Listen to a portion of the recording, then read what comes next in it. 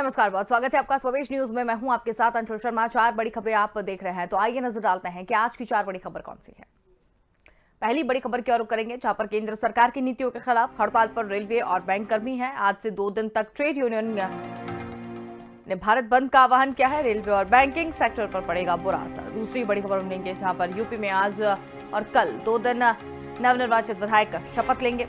विधानसभा में pro tem speaker Ramapati Shastri ये शपथ दिलाएंगे और थोड़ी देर बाद सीएम योगी सबसे पहले शपथ लेंगे। तीसरी बड़ी खबर मिलेंगे, जहां पर आज लखनऊ जाएंगे आरएसएस सरसंघ चालक मोहन भागवत। संघ की बैठक लेंगे। योगी सरकार के मंत्रियों से भी कर सकते हैं मंत्रिमंडल चर्चा। और चौथी और अंतिम बड़ी खबर मिलेंगे, जहां पर मध्य प्रदेश में आज से सरकार समर्थन मूल्य पर गेहूं खरीद की शुरुआत करने जा रही है। इंदौर उज्जैन संभाग से इसकी शुरुआत होगी और फिर धीरे धीरे सभी संभागों में एक हफ्ते के भीतर खरीदी शुरू हो जाएगी।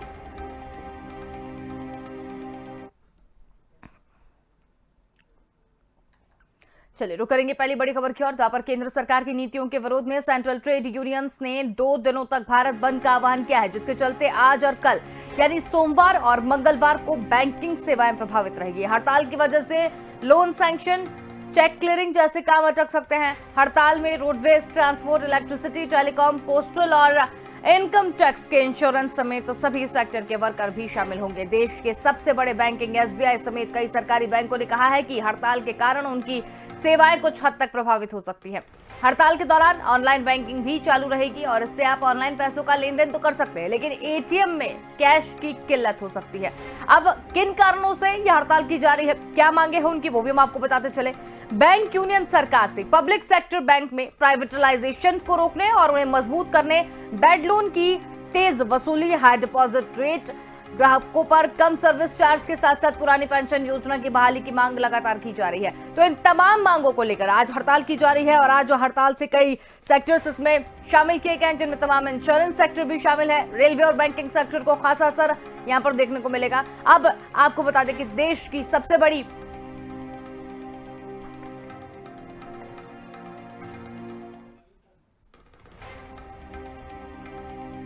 खबर आपको बता रहे हैं, आज हड़ताल है। ट्रेड यूनियन के आह्वान पर हड़ताल लगातार जारी है। ज्यादा जानकारी के लिए वरिष्ठ पत्रकार रमेश शर्मा जी हमारे साथ यहाँ पर जुड़ गए हैं। जी रमेश जी, आज बैंकिंग सेक्टर और केंद्र की नीतियों के खिलाफ भारत बंद का आह्वान किया गया है, क्या असर पड़ता हुआ दिखाई दे रहा है?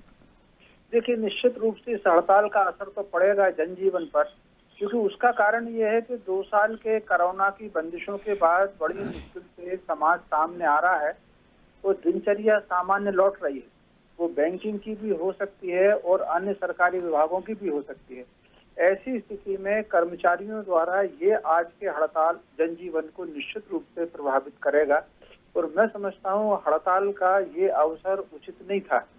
लेकिन अब फिर भी चूंकि कुछ यूनियनों ने कुछ नीतियों के खिलाफ, क्योंकि मोटे तौर पर ध्यान रखिएगा कि बच्चा जब छोटा होता है तब उसको हाथ पकड़ करके चलाने की जरूरत होती है।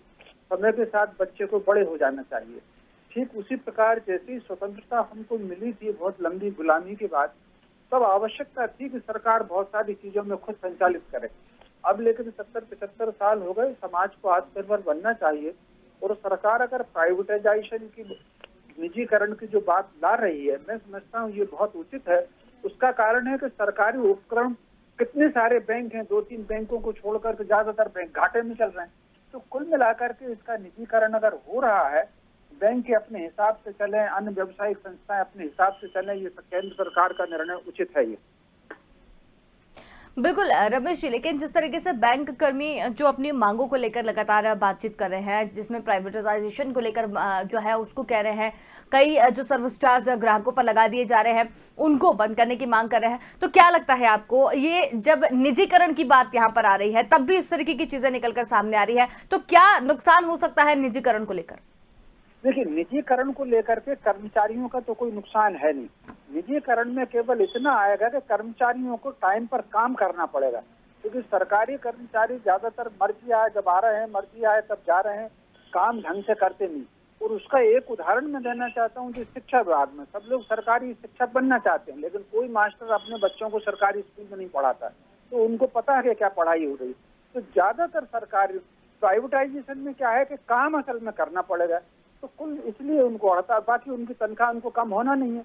तो कुल मिलाकर के ये जो इस तरीके से अनुचित हड़ताल है, और मैं समझता हूँ, मेरी दृष्टि में तो इस पर सरकार को सख्त कदम उठाना चाहिए। जो हड़ताल पे चले जाए उन्हें बाहर करें, बेरोजगारी बहुत सारी है, नए लोगों को भर्ती करें। बिल्कुल, तो ये जो आज से ट्रेड यूनियन की जो हड़ताल है, बैंकिंग और कई सेक्टर्स में प्रभावित होते हुए नजर आने हैं। इसमें इंश्योरेंस भी है, इसमें बहुत सारी जो लोन सैंक्शंस है, चेक क्लियरेंस है, ये सब सारी चीजें अगर ठप हो जाएंगी तो नागरिकों को कितना दिक्कतों का सामना करना पड़ेगा? देखिए, नागरिकों को इसमें भारी दिक्कतों का सामना करना पड़ेगा। जैसे कि मैंने कहा है कि 2 साल बाद बड़ी मुश्किल से जनजीवन पटरी पर लौट रहा है। व्यापारी भी आगे बढ़ रहे हैं, समाज भी आगे बढ़ रहा है, और जैसे तैसे काम होना शुरू हुआ है।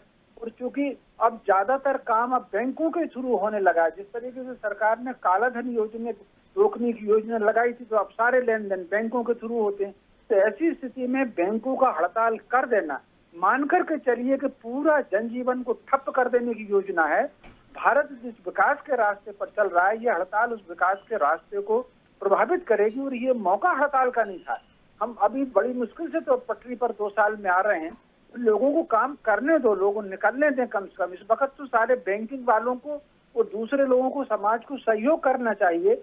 भाई, देश के लिए कोई सफाई कर्मचारी या देश के लिए कोई सेना पे मरने वाले इन्हीं की नहीं है।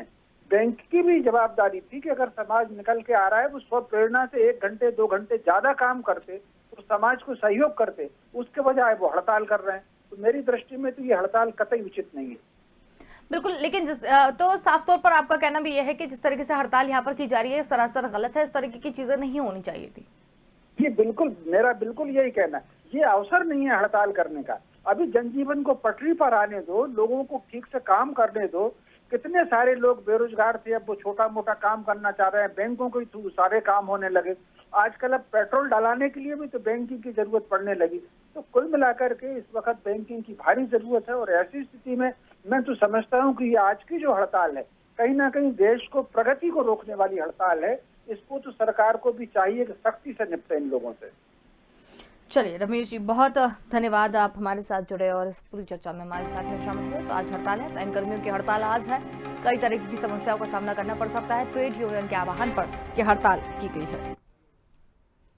दूसरी बड़ी खबर की ओर रुख करेंगे, जहां पर लखनऊ से हम आपको बता रहे हैं, यूपी विधानसभा अध्यक्ष का चुनाव 29 मार्च को होगा। विधानसभा सचिवालय ने विधानसभा अध्यक्ष के चुनाव को लेकर कार्यक्रम जारी कर दिया है। अध्यक्ष का चुनाव 29 मार्च को दोपहर 3 बजे विधानसभा मंडप में होगा। विधानसभा चुनाव में मिली प्रचंड जीत के बाद योगी आदित्यनाथ ने मुख्यमंत्री पद की शपथ ले ली है, और उन्हीं के साथ 52 मंत्रियों का भी शपथ ग्रहण हो चुका है। और इसके बाद अब सभी नवनिर्वाचित विधायकों की शपथ लेने की बारी है। जानकारी के मुताबिक सोमवार की यानी 28 मार्च को सभी विधायकों को शपथ दिलाई जाएगी। नवनिर्वाचित प्रोटेम स्पीकर रमापति शास्त्री विधानसभा के सभी मंडप में सभी को शपथ दिलाएंगे। सबसे पहले सीएम योगी आदित्यनाथ को शपथ दिलाई जाएगी। जानकारी के मुताबिक सीएम योगी 11 बजे शपथ ग्रहण करेंगे, और उनसे पहले 10:30 बजे विधानसभा में मीडिया को संबोधित करेंगे। तो सबसे पहले सीएम योगी शपथ लेंगे। विधायकों को शपथ ग्रहण कराए जाने के कार्यक्रम की पूरी तैयारियां पूरी कर ली गई हैं, जिसमें सबसे पहले उत्तर प्रदेश के सीएम योगी आदित्यनाथ विधायक के तौर पर शपथ लेंगे, और उसके बाद एक एक करके सभी विधायकों को शपथ दिलाई जाएगी।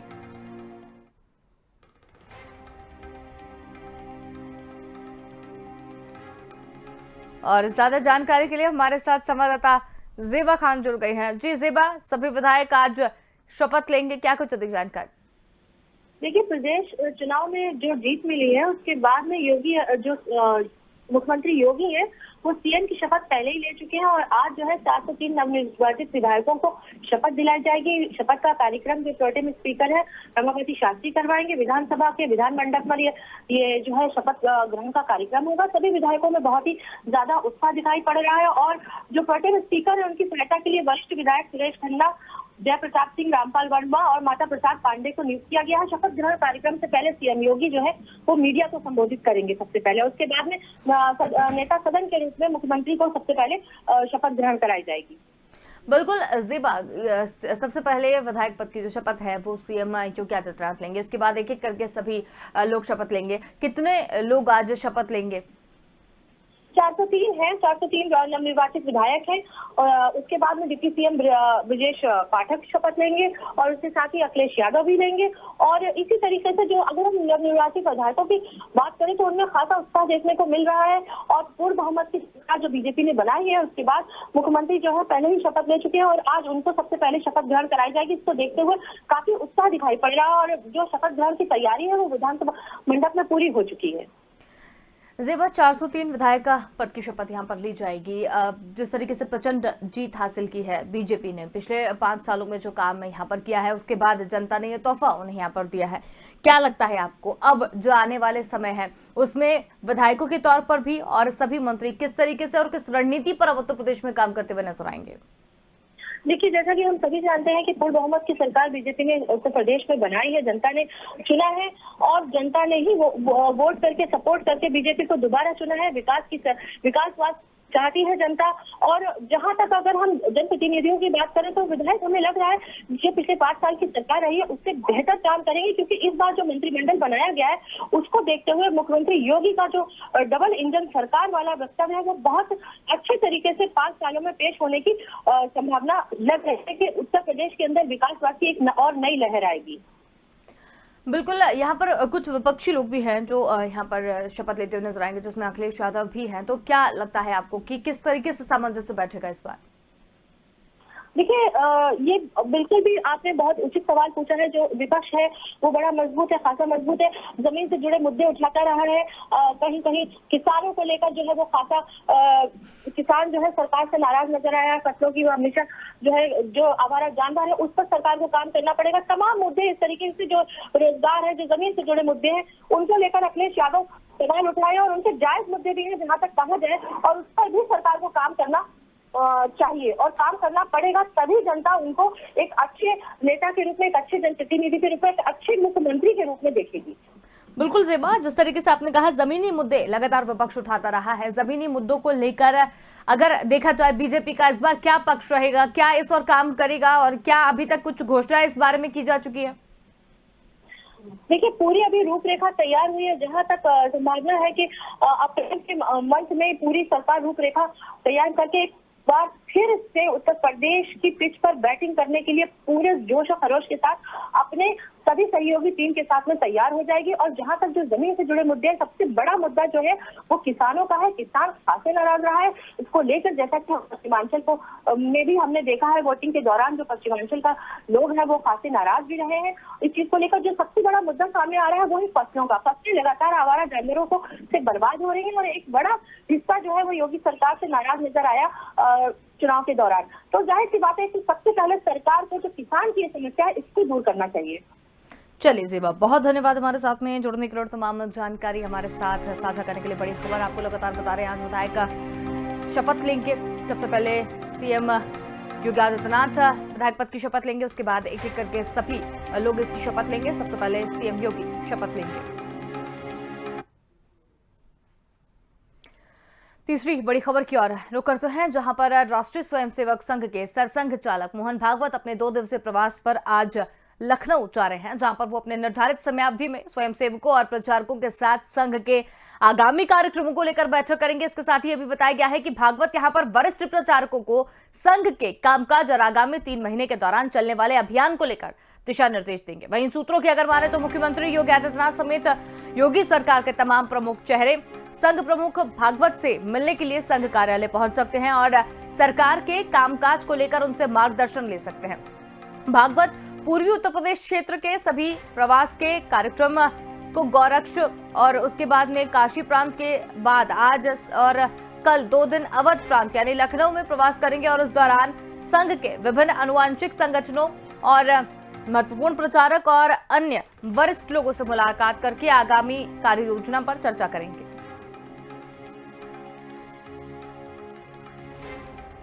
और ज्यादा जानकारी के लिए हमारे साथ संवाददाता अविरल अग्निहोत्री जुड़ हैं। जी अविरल, आज लखनऊ जाएंगे सरसंघ चालक मोहन भागवत और बैठक भी यहां पर कर सकते हैं, क्या कुछ अधिक जानकारी? जी अंशुल, मैं आपको बता दूं जिस तरीके से आज लखनऊ में एक बड़ा आयोजन करने वाले हैं मोहन भागवत और अपने जितने भी कार्यकर्ता हैं उनके सभी जो सहयोगी दल हैं उनके साथ में बैठ के मुलाकात करेंगे। संघ की बड़ी बैठक रहेगी। आज आरएसएस कार्यालय में बैठक होगी। साथ ही साथ जो संघ की जो नीतियां हैं, अपने लोगों से मुलाकात करके, संघ के कार्यकर्ताओं से मुलाकात करके उसको पूरी तरीके से बताने का काम करेंगे। जिस तरीके से सरकार क्या काम कर रही है उस पर समीक्षा करेंगे।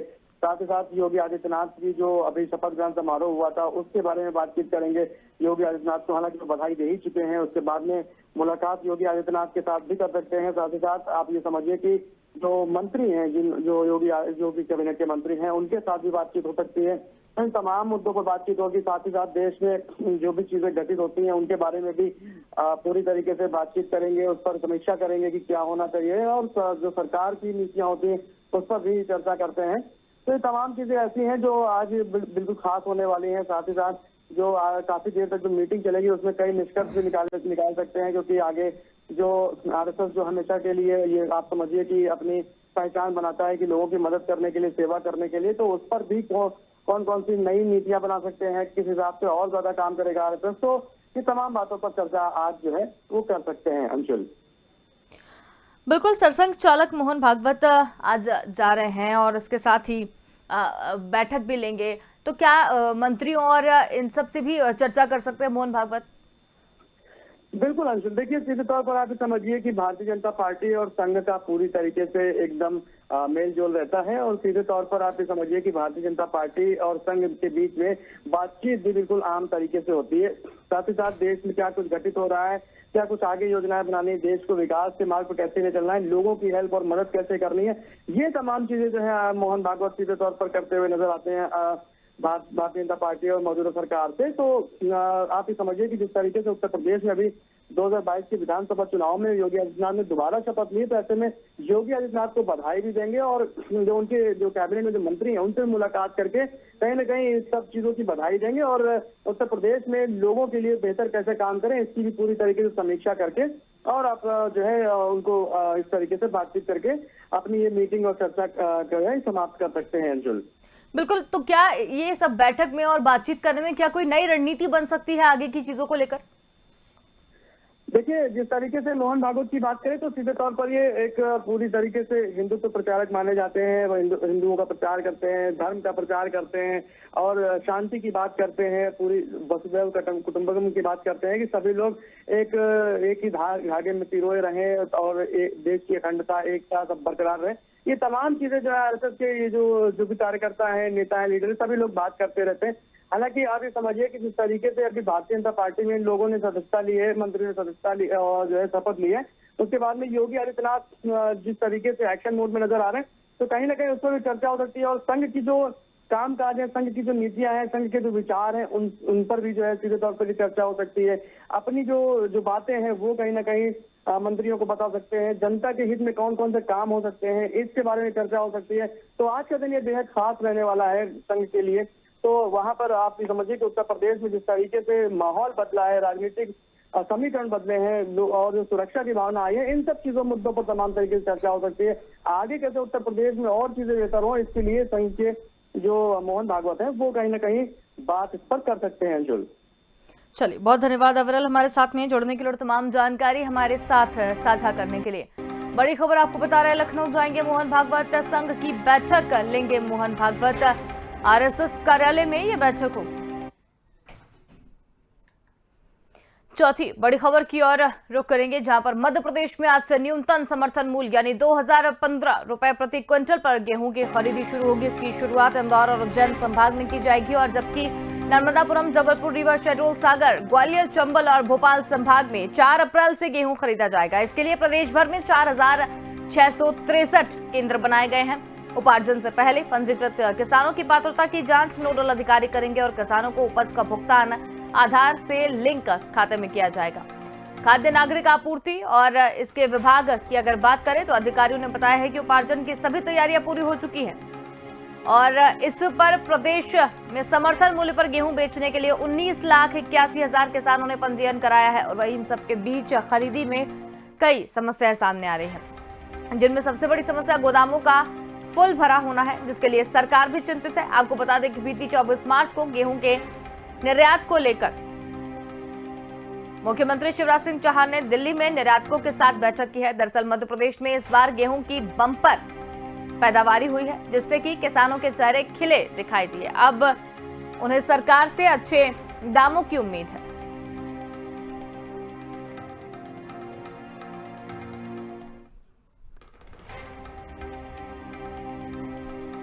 और ज्यादा जानकारी के लिए हमारे साथ संवाददाता विवेक राणा जुड़ गए हैं। हाँ जी विवेक, का मध्य प्रदेश की अगर बात करें तो गेहूं खरीदी शुरू हो चुकी है। आज से गेहूं खरीदी की जाएगी, जिसमें उज्जैन संभाग और इंदौर संभाग से इसकी शुरुआत की जा रही है और कुछ दिन बाद हफ्ते भर के अंदर पूरे मध्य प्रदेश में इसकी इस बार शुरुआत की जाएगी। क्या लगता है आपको, इस बार किस तरीके की व्यवस्था देखने को मिलेगी?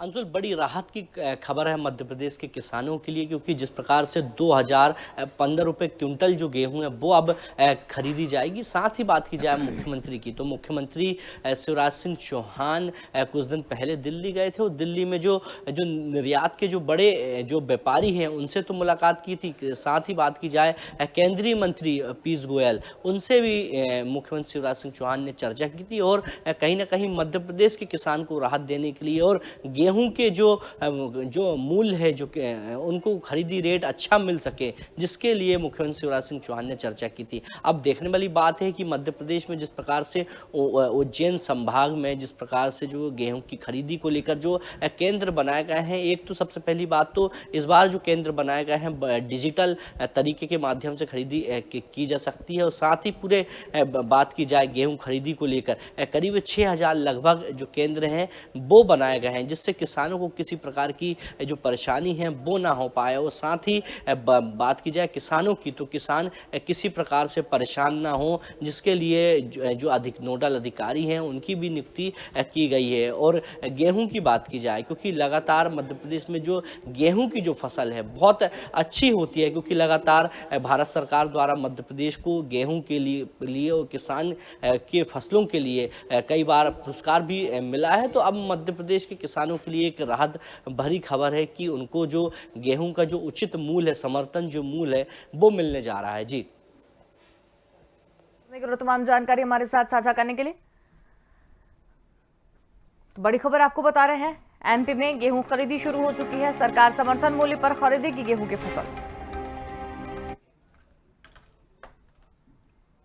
और फिलहाल के लिए इस बुलेटिन में इतना ही। देखते रहिए स्वदेश न्यूज, क्योंकि सबसे पहले देश।